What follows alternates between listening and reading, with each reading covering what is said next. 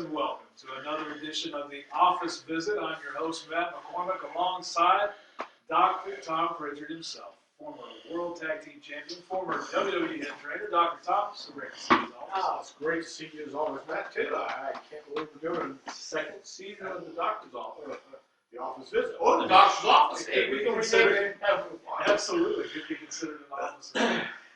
This is going to be an interesting episode. We went over tag teams, we went over enhancement talent, and now in season 2, we're going to shift our focus to managers, and that's something I know you've had experience with yourself, and you've also had managers throughout your career. So let me ask you this, just to kick things off: the origins of managers in professional wrestling, how did they come to fruition? Well, I don't know exactly how the first manager came to fruition, but I have to agree, or have to think, that a guy like Ed Strangler Lewis, who was a world champion, all of a sudden became a mentor, manager, advisor to a guy like Lou Thesz in the early 30s or 40s, might have been the catalyst for the managers that we saw later on all the way through professional wrestling. So maybe it was a way for former wrestlers to add their expertise or to offer their advice and be a mentor to the young athletes coming up in the business, and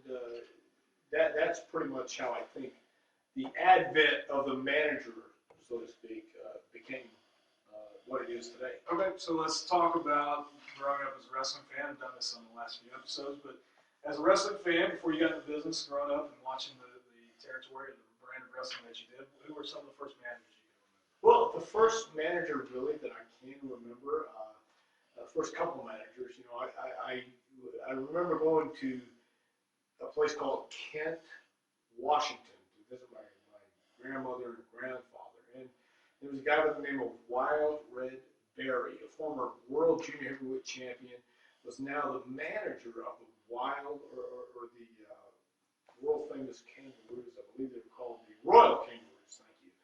Al Costello and Don Kent. And Wild Red Berry was this man who wore a fedora and a cane, carried a cane to ringside, and always spoke eloquently and used these big words that nobody understood. And I also remember coming back to Texas, watching guys like J.C. Dykes, Gentleman Saul Weingroff, and later on Gary Hart. You know, the managers that really stood out to me. And it was always these guys at ringside to antagonize and distract the referee or cause the good guy to lose. You know, those are the guys that were considered the bad guy managers. And I never really saw any good guy managers, so maybe later on in life. So, you know, I think the manager role in professional wrestling was always one of the guys who was a distraction at ringside. Sometimes you come across a guy that maybe had inspired to be a professional wrestler, but didn't maybe have the physical attributes or what it took to excel in the ring, and became a manager and better suited for it, right? Well, yeah, and I did see that as well, but most of the time growing up, it was ex-wrestlers who became managers, because maybe as they got older, you know, as we all get older, we don't, we're not as quick, we're not as agile, we don't look as good as we did, you know, in the days. And you know, I remember guys around East Tennessee, one guy in particular, like Ron Wright, became a manager after his active days of wrestling were over, because he knew how to advise the younger guys on what to do when, and be ringside with them. But then you had your guys like Paul E. Dangerously and James E. Cornette, who didn't necessarily have the physical attributes to be a wrestler in the ring, and may have started out wanting to be a wrestler, but figured out as they got older that this wasn't going to happen. So how could they be in the business and be an attribute to use their mind, use their creative juices to become managers? And I think that worked out pretty well for them as well. So similar to what we did with the episode where we focused on enhancement talent, I've compiled a list here. This is no rhyme or reason. We're going to bounce around, but you'll just have to deal with it at all. Sure. I'm going to start with a name who actually started out as a wrestler and then transitioned into a manager, a more famous one. This is J.J. Dillon. Right. Well, let me say this. J.J. Dillon is a guy that I remember as a wrestler first from West Texas. He started wrestling, a little bit of history on J.J. Sure. As a teenager, and because I've got to know J.J. over the years, through my career as well, J.J. Dillon was the fan club manager, fan club president, should we say, of Johnny Valentine back in the early 60s. Wow. Yeah, and he evolved into a referee up on the East Coast for Vince McMahon Sr. And from being a referee and working in that part of the country, he also, I think he started wrestling on the East Coast as well. Bruno Sammartino booked him in his Pittsburgh territory. But JJ always wanted to be a wrestler. He was always a wrestling fan. And to this day, he's still a wrestling fan. But as your days of wrestling go on, there might not be an opportunity for you to come in and wrestle, but having a creative mind and a lot of creative ideas, that could be a spot for you to help someone else. Sure. And that's what happened with JJ. He came to West Texas. He was wrestling for the Funks in that part of the country, and they gave him an opportunity to book one of their towns every week and give him an opportunity to see how his creative juices would flow. And once he did that, he found that he was successful. The Funks saw that he was successful, and let him keep going, using his creative ideas from there. And at that time, you could only stay in a territory for so long. And once JJ his time was up, he came to the Houston territory. And this was during the time when I was a teenager, and I saw JJ come in as a manager for the Mongolian Stomper. And you would find the manager at times get involved to where they would call for a match with the manager versus a so-called wrestler. And the manager would claim, well, I'm not a wrestler, I'm just a manager now, so why would I wrestle you? Well, come to find out this guy had wrestled, so he knew what to do. And this name wrestler would bump JJ all over the ring, and we would notice that JJ would look better than a lot of the wrestlers on the card. So, I mean, I think that kind of set the tone for J.J. Dillon in his career. He was a manager and mentor to guys along the way, and later on as the Hopeful Horseman became prominent. He was a mentor and manager and took care of their business end of things too. And of course, later on, coming to WWF at that time, he came on as the talent development manager and led the WWF in the right direction as well. The thing that sticks out to me about JJ, when you mentioned the Four Horsemen deal, all right, let's mention those four guys real quick. Flair, Tully, Arn, and Ole. All four of those guys could talk. You would think that a manager might get lost in the shuffle, but he was still right there and created his own niche among those guys. Well, I think all four of those guys liked JJ. They knew JJ. He was the glue that kept them together. Right. All four were charismatic and could talk, no doubt about it, but you needed that guy to make the reservations. You needed that guy to keep all those guys together because you had Flair, Arn, Tully, Ole. Ole might have been the guy to take care of himself, but Flair, Arn, and Tully, my Well, God. and one thing that I had here on the sheet was that we talked about their role in and out of the ring. So in the ring or in front of people, that's one thing. But we're talking about managers actually really did the things you're talking about, the hotel reservations, the rental cars, and so forth and so on. So when you have a group like the Four Horsemen at the time, you want to meet someone. Well, I don't think there was any mic to it. I believe that was what you needed, and JJ was part of the office, and JJ knew what to do. And JJ kept that group together. But JJ did a lot more things in that era and in the NWA, before he went to WWE. We'll call it the E from now on. But he was in the office, and he understood what to do, and he understood how to keep the harmony, because you had four pretty strong personalities in those guys. So JJ understood the dynamics, JJ understood what to do, and he knew how to keep them together. Would you have him in your top 5 or top 10? JJ? As a manager, let's say managers. Yeah, no, JJ would be in my top 5. Well, let's bounce around here. We've got somebody that's near and dear to all of us here. Paul Bear, Percy Pringle. Ah. About Percy. You know, there was another guy who,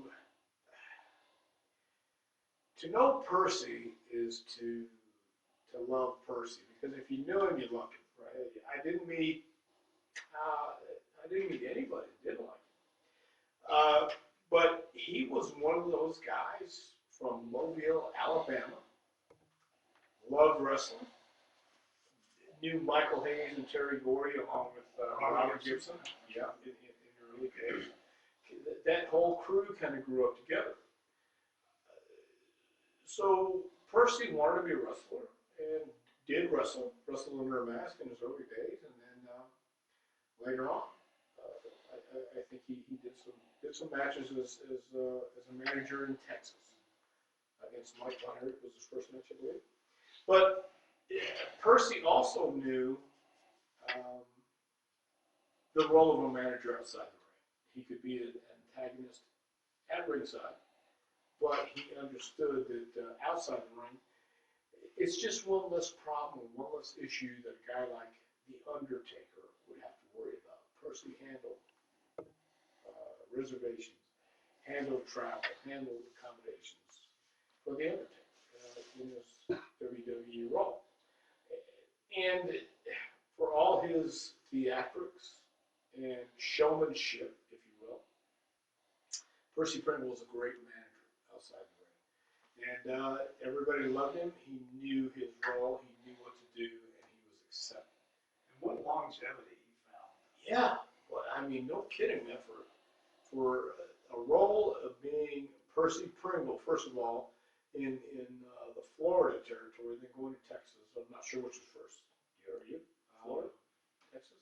I'm not sure. Either way, it doesn't matter because he was both personas. He was the same persona in both territories. And also had some experience in the funeral business too. Yes, I mean, he was actual funeral home director. He was a embalmer. Yeah, involved. But he Went worked to in school, the whole deal. Yeah.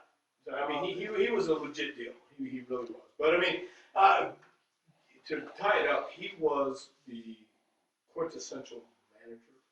He understood how much he understood what his role was, but he loved the business, and he embraced his role as Paul Bearer, especially. Yeah. And as much as he embraced it with Paul Bearer, he also went on to play a huge role in careers like Mick Foley as Mankind. Yeah. And then, of course, we've got to mention Glenn Jacobs as Kane. By all means. Yeah, no, the guys that he managed were guys that not only did he embrace, but WWE would go to Paul Bearer and ask him if he wouldn't mind mentoring these younger talent, and he embraced that and took it to heart. And that's what made him such a great manager, such a great person in the business, because without his advice, without his sounding board, then I don't think Glenn Jacobs or Mick Foley would be the talent they are today. And The Undertaker definitely would be a superstar, but what an addition. What a great part, appendage, if you will, Paul Bearer was to The Undertaker. Similar to JJ, too, in that just give me my spot, give me my part, and I'll be there and do it to the best of my ability. They started as true wrestling fans. Yeah, and I think that's the key in any part of any aspect of this business. Unless you're a true fan and have a true love for professional wrestling and what you have to go through to get it, then you can't fully appreciate it like those guys do. Is there, I'm going to say is there, but does The Undertaker character reach the height that it did without Paul Bearer?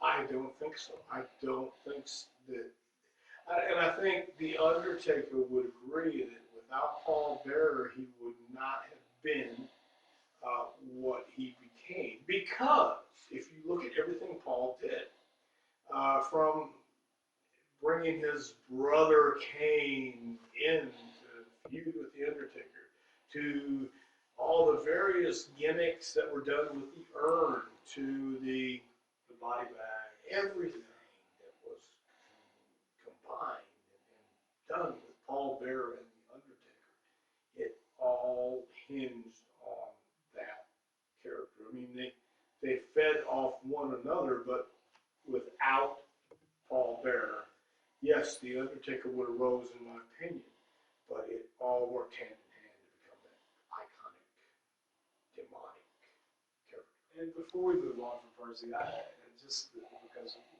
we've had the opportunity to know him, after he passed, CM Punk was involved in an angle with Undertaker, and they used the urn and referenced Percy. I just have to ask you, I want you to say this on camera, as a friend of Percy, he would love that. Oh, you know? my gosh, any of us would.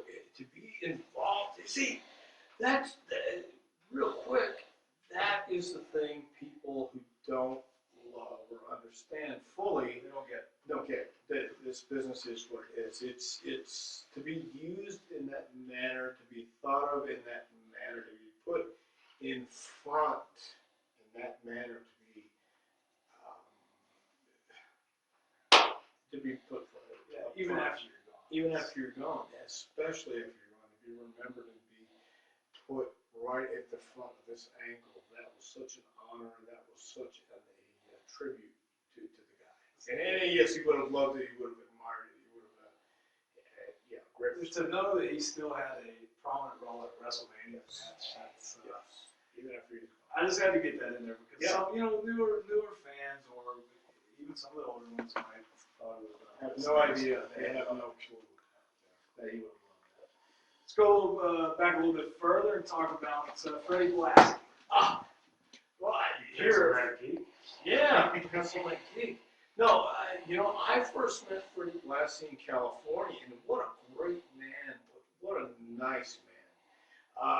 For being so evil and vile as a manager, he was such a nice, gentle gentleman to the younger guys, which made him so valuable as a mentor and an advisor to the younger talent coming up during his time. He was called the Hollywood fashion plate for a reason, and he understood that.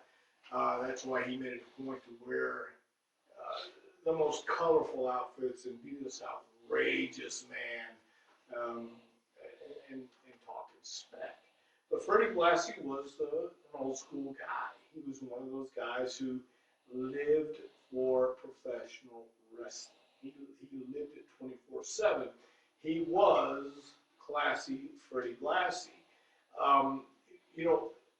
There's a story about him wrestling in Japan. A guy named Ricky Dozan. And are you familiar with Ricky Dozan? Great. Well, Ricky Dozan was like a god in Japan. He was the Hulk Hogan of Japan, if you will. And this was during the early days of television, I guess. But he had a match with Ricky Dozan where it was rumored, I think it's backed up by the fact that I believe over 12 people died of a heart attack because of the viciousness of Freddie Blassie biting Ricky Dozan. Who knows if it happened or not? Well, 6 people. Yeah, maybe it was nobody. But who knows? I mean, it's a great story. Let's not let the truth get in the way of a good story. Good story. But that was the legend of Freddie Blassie, and then to be this nasty, vile, vicious heel, and then to be he was paired with Hulk Hogan when Hogan was just on in New York, right? So that was in itself a statement saying, learn from this guy because he'll steer you right. What's just as a side note, I'm wondering, and maybe some people at home are wondering, what made Freddie Blassie such a pillar of WWF, Vince McMahon? What tied those two together? Because even the younger fans will remember seeing Freddie on WWF TV, WWE TV, and maybe not having the full history in the background. Vince Sr. Respected and loved Freddie Blassie. Vince Jr. loved Freddie Blassie. Freddie was at the office daily. Freddie dressed up as Santa Claus every Christmas for party. Wow. Yeah, they in Stamford, Connecticut. I forget the hotel. I think it was the Hyatt or whatever it was.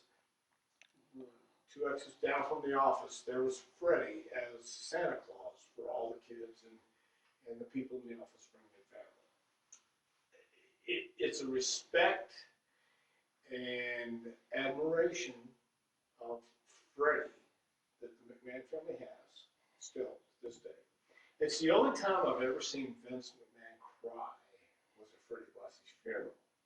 I went with Ann Russo to the funeral, and Vince stood up and made a eulogy and said, would everyone stand up and give Freddie a standing ovation? And we did in the church. And it was the respect and love of Freddie Blassie by the McMahons. That's why, and give it to the WWE, give it to the McMahon family. When they love someone and they care about someone, they treat them that way to the end. So it tells you where I stand. But Freddie Blassie deserved it. I'll give you a standing ovation. No, I don't want a standing ovation. No, but Freddie Blassie was a man worthy of it because he gave his life to professional wrestling. He was there day in and day out. Didn't matter what it was, that was Freddie's life. Who do you think would be most synonymous with him as far as guys that he managed? Who do you think of? When you think Freddie Blassie managing someone, who do you think of? Yeah, I know you mentioned Hogan, but that's probably not who you think of. Volkov and the Sheik. Yeah, Volkov and the Sheik. I mean, two of the guys right off the bat. Yeah. But without, I truly believe this, because especially when Hogan came the first time, if they didn't put him with Blassie, then that would have been a statement as well. But they wanted him to get over.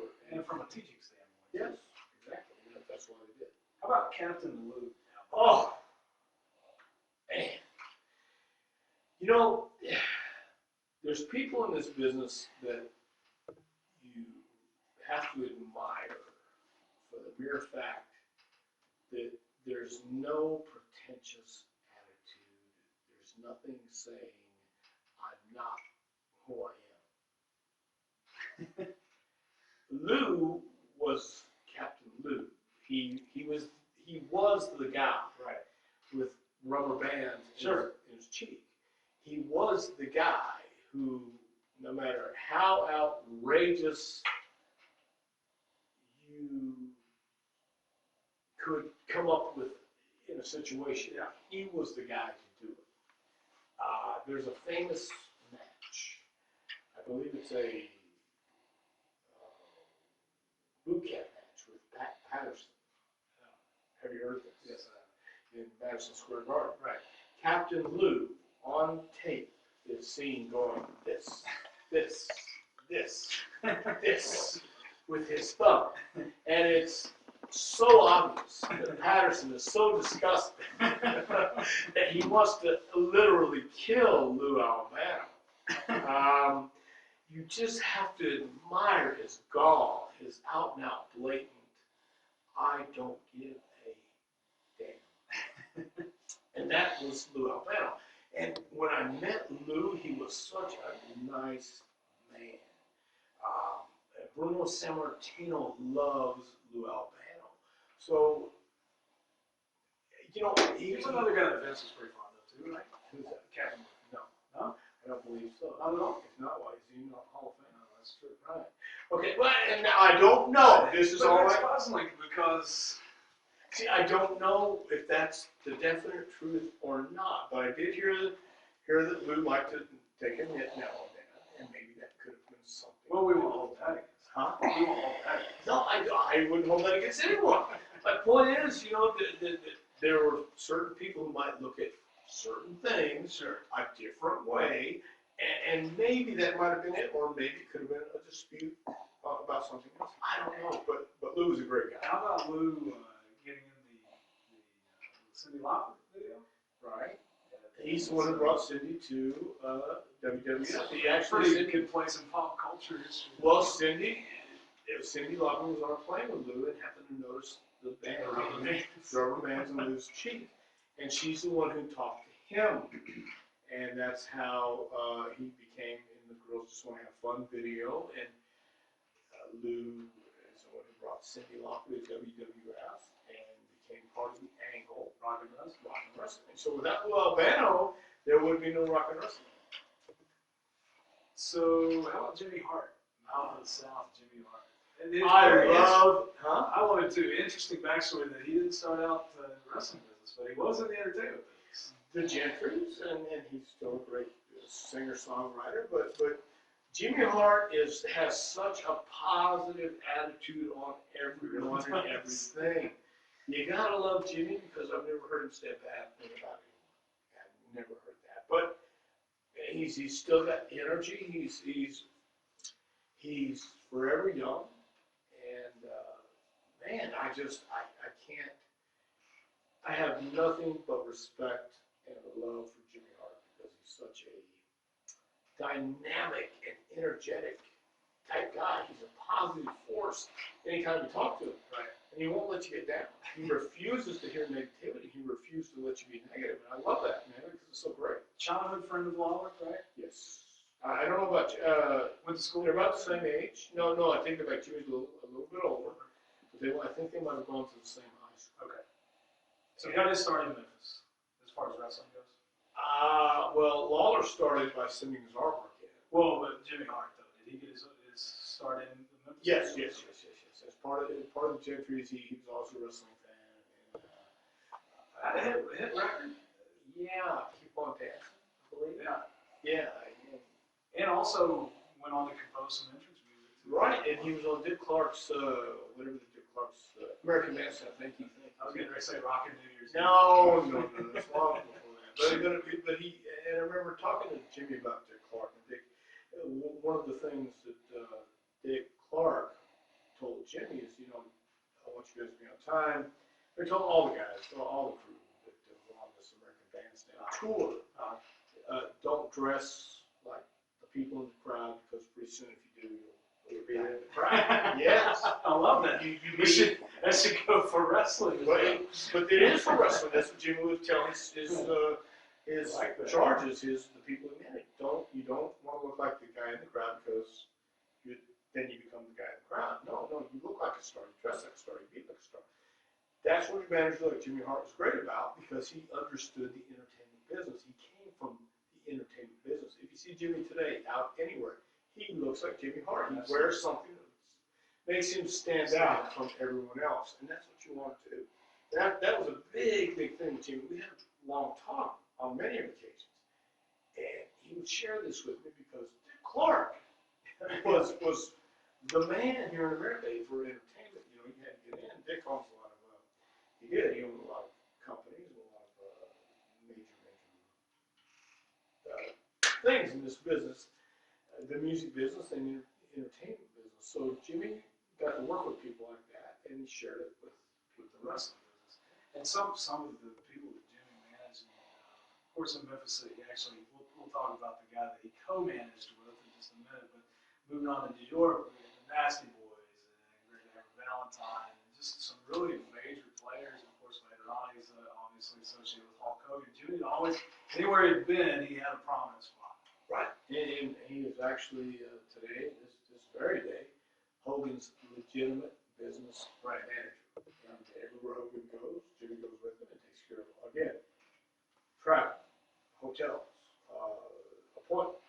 It's Jimmy, because Jimmy follows up. Jimmy's pretty on the ball. Also, the use of a prop with the megaphone. I mean, when you think Jimmy Hart, you think of a megaphone. Mouth of the South. Mouth of the South. So, he's innovative in that, right? Yeah, his trademark, and he understood that again, and he used it to his advantage.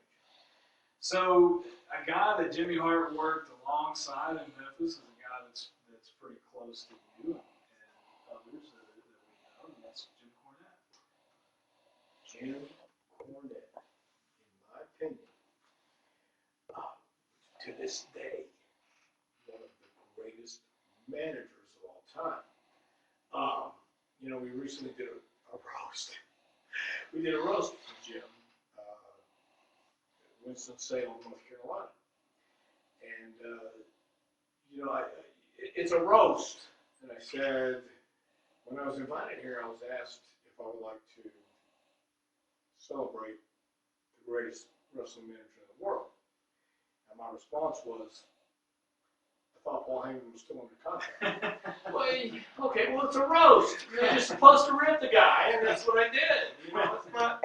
Especially using Paul Heyman. Right. You know, and that's the thing. Jim was so good, and I told him about it. You know, I said, man, look, I don't know what to say, but this is what I'm going to say. And he got it, you know, because Jim is that good, and he's that witty, and Paul's that good, and Paul's that good. But Jim Cornette can lay out a match, make everything make sense, and he still, man, when I was with Jim, I didn't have to do a thing because I just remember something. Right. And he knew exactly where he wanted to go, and that is talent. That's a real love for the business, and that's talent. So, in my opinion, Jim Cornette is one of the greatest. That's definitely in my top 5. You got to start in Memphis as a photographer? Yeah, he started taking pictures for the wrestling magazines. I started taking pictures of magazines when I was 12, same thing. So we had the same kind of parallel careers, except he started managing, I started wrestling, and we kept going until finally it was in 91 or so when I finally got to work with him. While we're on that subject, not to get off on a tangent, as we say, you got started off taking pictures, maybe refereeing, ring the bell. I mean, how much of an advantage does that give you over guys that just jump right in and maybe just go to a training school or get signed by WWE and we're going to teach you how to do it our way? But they didn't set up the rings, they didn't referee, they didn't manage, they didn't take pictures. I mean, that really gives you an advantage. I think not only advantage, but what a privilege, what an honor, what a great opportunity. We had a great opportunity, and it was one of those things because we were fans, and I have to tell you, I'm still a fan of professional wrestling. I still know and appreciate what the guys have to go through, but to be able to be at ringside, take pictures, ring the bell, timekeep, referee, be in the ring and listen to some of these guys and watch how it works up close.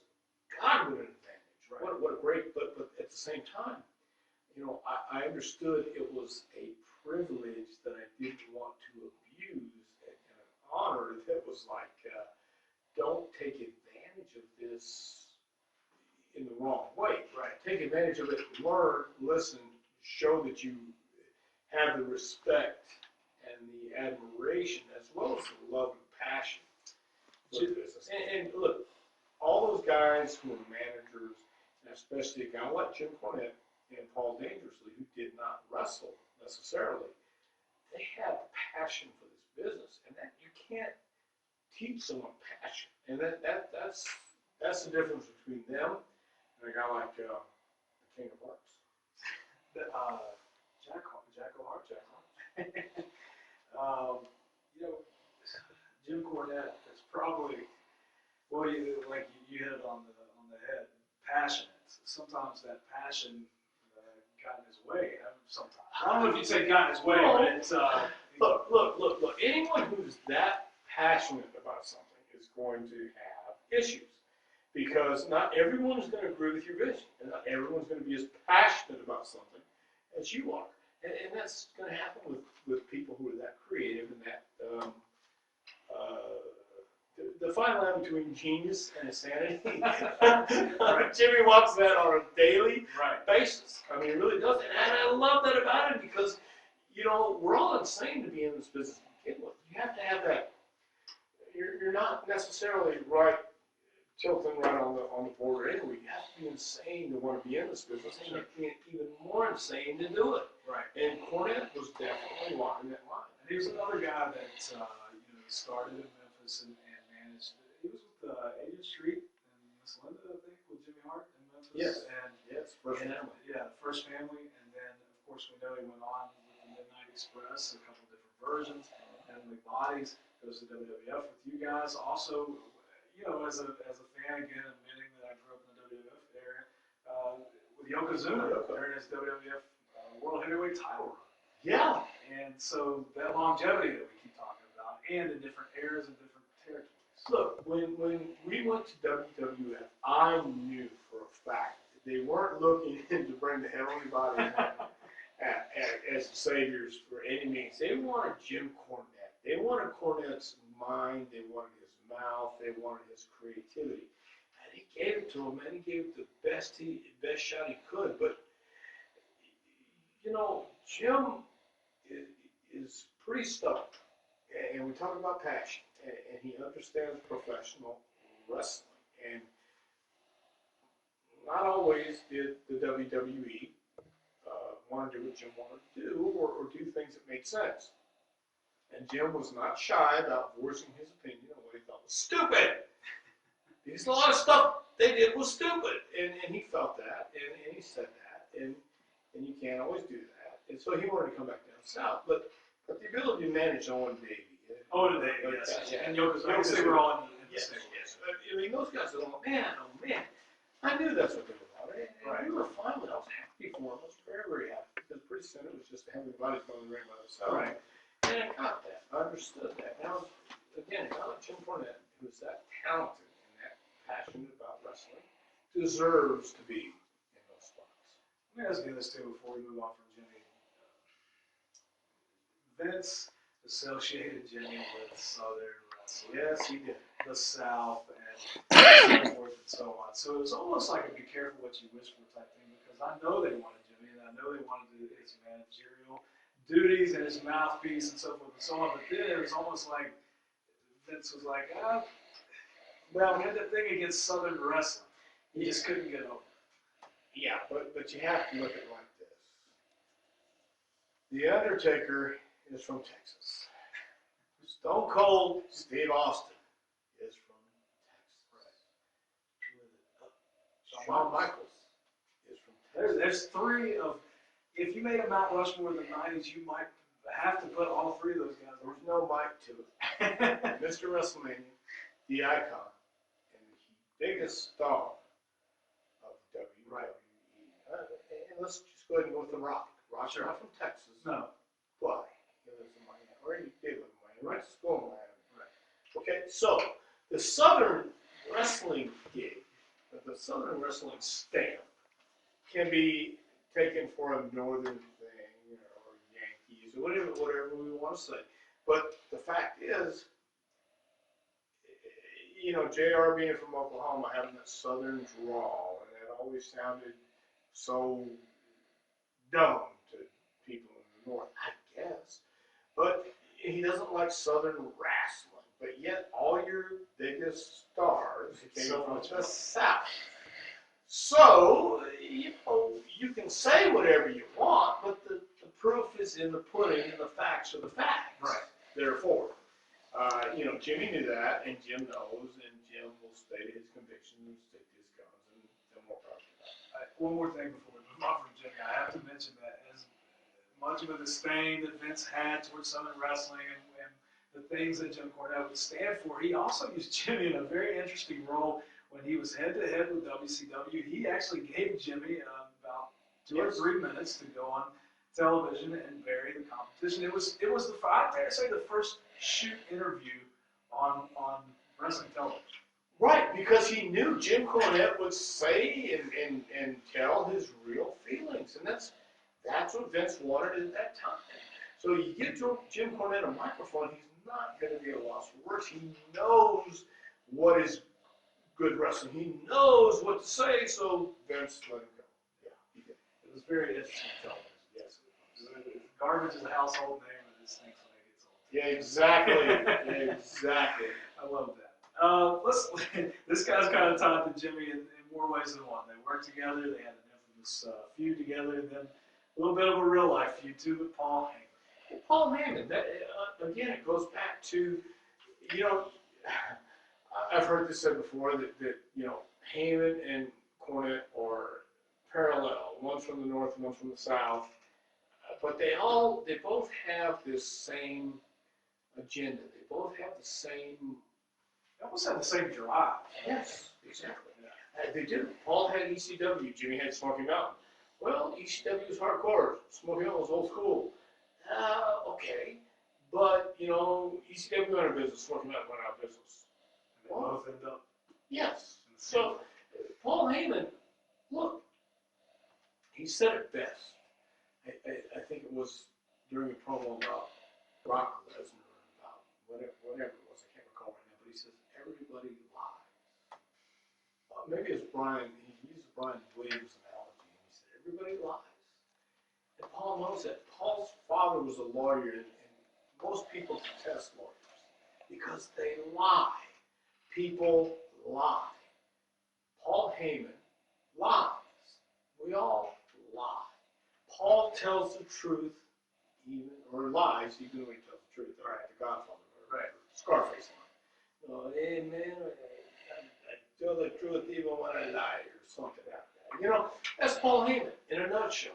But Paul Heyman is as real as it gets. He can be encouraging and motivating, and give you this passionate speech.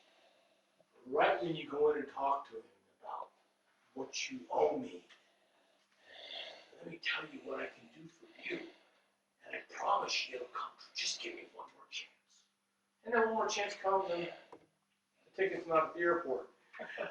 I don't know what happened to it. Let me look into that, okay? You know, Paul Heyman, he's so great at what he does because he believes his own bull stuff. Right. He does. He believes it. And as a manager, he does the same thing. And it's happening every Monday night. And what you saw on Monday Night Raw, every promo, everything he did with Brock Lesnar was coming from here. Paul believes everything he says, even when it's fabricated, even when it's laid out. It is real. At that moment, he means it. Would you credit him with launching CM Punk? Yes, 100%, yes. He was always an advocate of CM Punk, and as well he should have been. Because if you don't have someone in your corner, in a major company, in any company, actually, I'll go ahead and say that, you have to have someone preaching or advocating your cause. You have to, otherwise you're not going to do it. In WWE especially, there are so many layers to becoming a superstar. If you don't have those layers on your side, or you don't have someone, it has to be just the right one, sometimes two, peeling back those layers and believing and making someone else believe in what you're saying, then it ain't going to happen, man. It was Paul Heyman, I believe, 100% that had CM Punk's best interest in heart. He's another one I'm interested to ask you this question. Top 5 or top 10 managers on your list? You know, we got JJ, we have Cornette. I'm going to put Paul right in there, man. Yeah, so there's 3. All right, in my top 5. I'm going to ask you about one more male manager, and then we're going to move on to some females, but I cannot get through an episode about managers without talking about Bobby the Brain. Oh my gosh! Wow! How ironic and how sad is it that Bobby is in the shape he's in today with a man who was so witty and used his words to get over, even when he was a wrestler. Right. This was a man who didn't have to throw a punch and could beat you down verbally, and you wouldn't even know it until you walked away and said, "What did he just say?" Right. It was so great. And Bobby, again, is one of those guys that you could rely on in any situation. It didn't matter what it was; he had your back. And a gracious man, a kind man, and that's hard to find. Right. That's really hard to find in this business. And for those of you who might not know, and many of you probably do, Bobby now suffers from a form of throat cancer. He has had many operations to actually, I think, remove his jaw. Yeah. I'm not sure that he can't speak. No, he can't speak. The last time I saw him in Charlotte was he could make noises, but right. But it was sad. But Bobby's still Bobby. Right. And gosh, man, they have my top 5. There's got to be Bobby Heenan in there as well. So I mean, what's your favorite Bobby Heenan combination? Who was your favorite? Gosh, you know, Bobby and Perfect were great. Or Bobby and Nick Bockwinkel. I saw Bobby and Nick Bockwinkel. And you know what? It's almost like that was the version of Bobby and Nick Bockwinkel, only the WWF version of it with Mr. Perfect. It a lot of Yes, similarities. no, yeah, very good point, because I saw Bobby in Bachwinkle in Houston and in Minneapolis in the AWA. And Bobby and Perfect were the Bobby and Bachwinkle in WWF because they were just so great together and they complemented each other's style. But Bobby and Flair, and Flair can talk, and Flair's the guy, but Bobby is the guy who accentuated Ric Flair in WWE. So Bobby Heenan, golly, man, you got Jimmy, Bobby. I don't know if, and maybe talking on turn here, I don't know if Flair would have got over as much as he did at WWE without Bobby Heenan, laying that foundation first. Without a doubt. Without a doubt, without Bobby Heenan coming out with the championships, and I had the real real world champion, the real world champion coming to WWE, and he's with me. It did. It made Lady Grunner for Ric Flair. It laid everything out. People might have known, and I'm sure they did. Sure, because Rick was Rick. Oh, absolutely. Yeah, but at the same time, it was Bobby Heenan saying it. It was Bobby with being Bobby, and yeah, it helped. I think in that time period, one thing that Vince was good at was WWF was WWF. And somebody coming immediately from WCW, even though it was a top guy like Flair, that didn't always mean that they would survive. And honestly, Flair ended up, it was a year, right, until he went back. So it's not that he thrived there in 92 like he did other places. No, yeah, exactly, and that was the whole thing. Is it was the WWF at that time had their fan base, and they knew that was the pinnacle of wrestling. Whether you were a fan of Charlotte and the NWA, which a lot of people were, no doubt, you knew because New York being the media center of the world and the media capital anyway of the United States, and everything is centered there. That's where things going to happen right in the East Coast. That was perception. Perception being reality. I mean, Rick was great, but Hogan was Hogan. Right. And that was what everybody thought. And he didn't really help with that transition. Not at all. But would you? So let's move on to some females. This is exciting. Right? Sure. Let's talk about Sherri Martel. Oh yes. Well, Sherri Martel is I have a very, very big place in my heart for Sherri because she was the one who I broke my leg in Louisville, and she's the one who brought me home the next week. And took me to her place and gave me the Dr. Pants, and I went on to Alabama. Wearing the Dr. Pants one day, and Robert Fuller says, "Hey, you'll be our doctor." So yeah, Sherri Martel has a huge, huge place in my heart. She managed Pat Rose and I in Memphis, Tennessee. What a class act! What a great lady! One of the boys, and I say that very affectionately because she,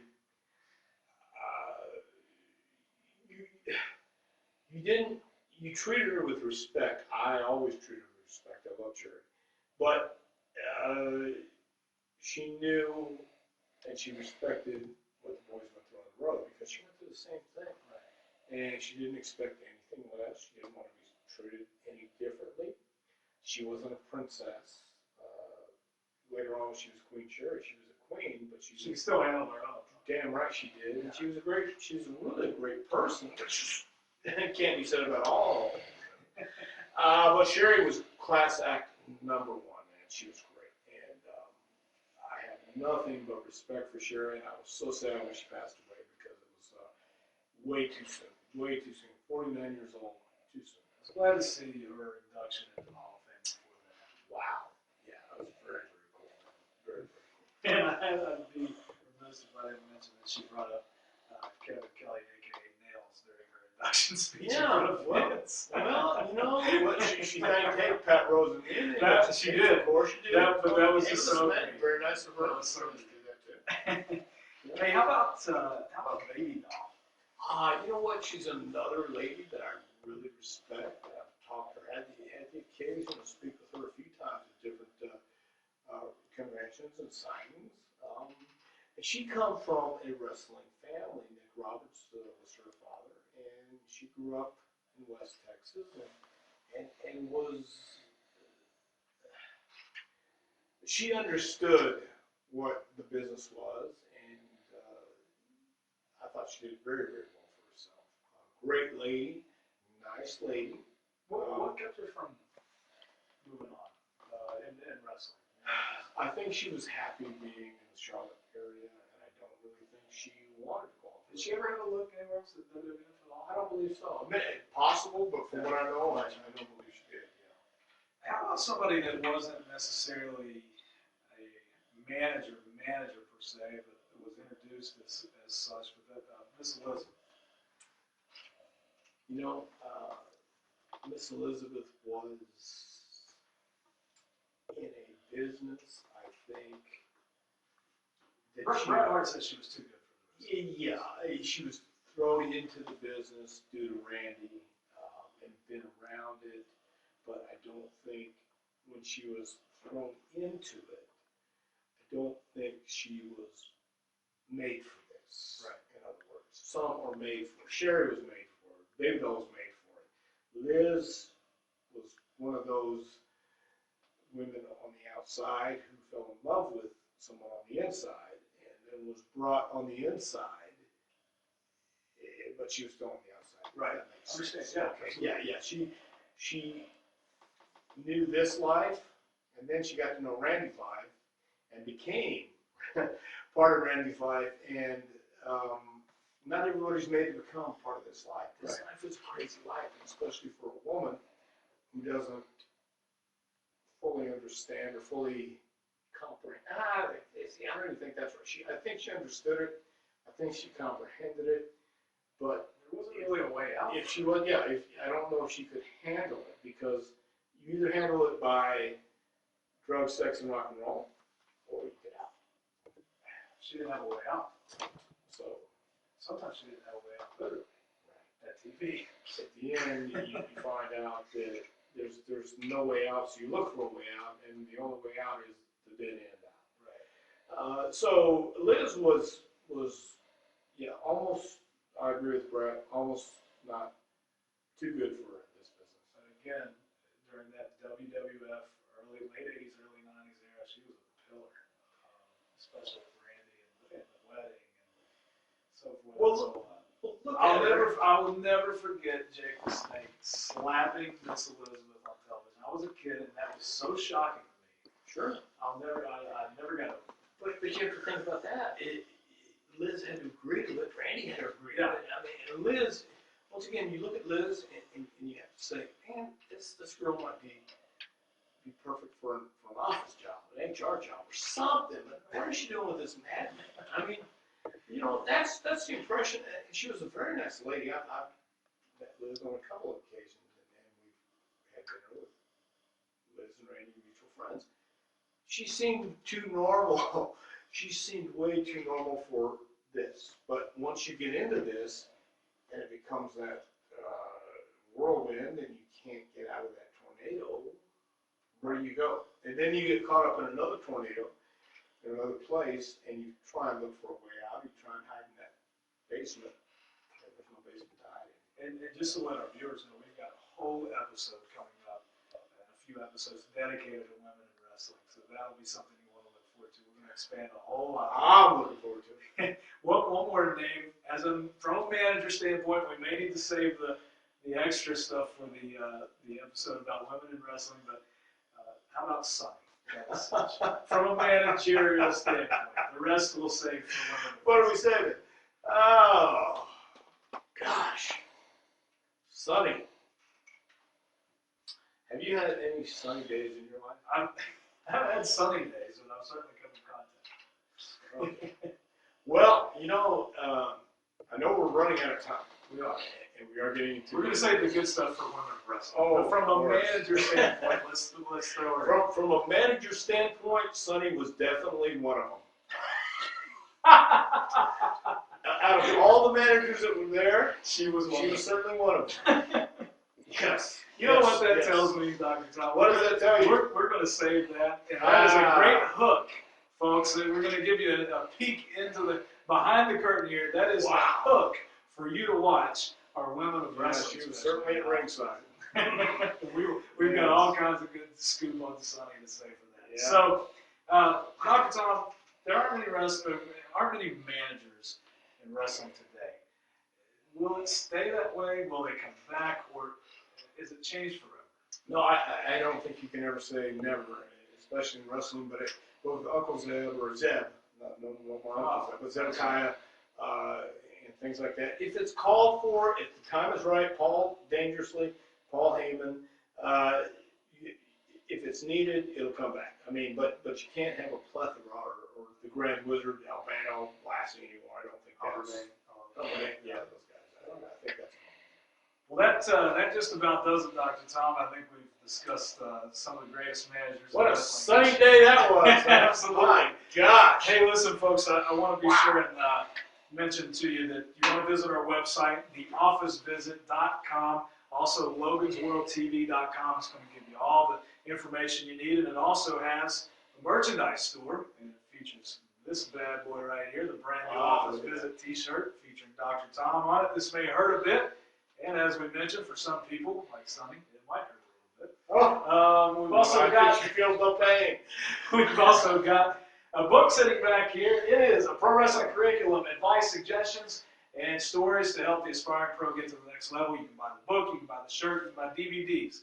LogansWorldTV.com also features digital downloads of all of our content, especially the Office Visit.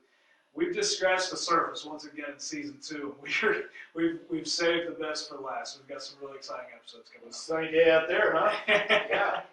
We're definitely going to get to sunny. You're not going to want to miss that. So, again, for Dr. Tom Pritchard, my name is Matt McCormick. Thank you so much for tuning in to another episode of the Office Visit, and we will see you next time right here. Same place, same time.